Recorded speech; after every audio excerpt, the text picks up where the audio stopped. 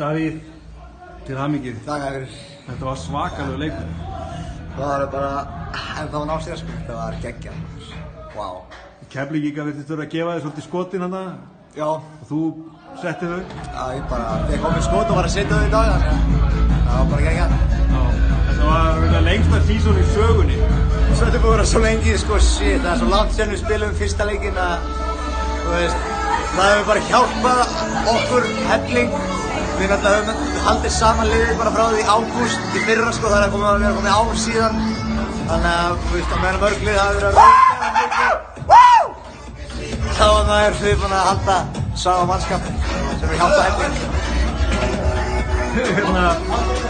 Þeir eru alveg með alveg rosalega skemmtilega breytt. Já. Það er kannski ekki eitthvað sem er að vaksa í endanum.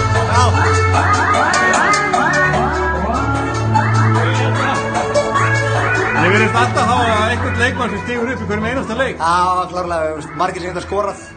Það er sem að myndir segja styrkurinn okkar. Margir sem geta skorað, þú myndir ekki skorað innar en margir aðrir geta skorað.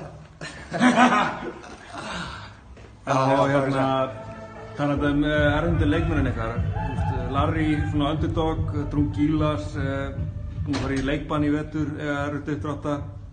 Hann sannaði sig svo rækilega hérna í gött og Larry líka.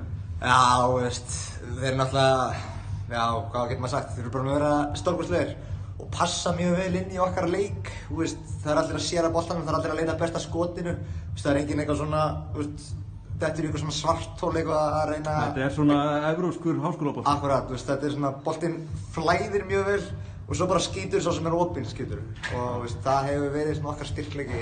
Þexand eins og þú segir, kemur alltaf einn og einn svona upp sem á kannski stjörnuleik að því boltinn gengur svo vel.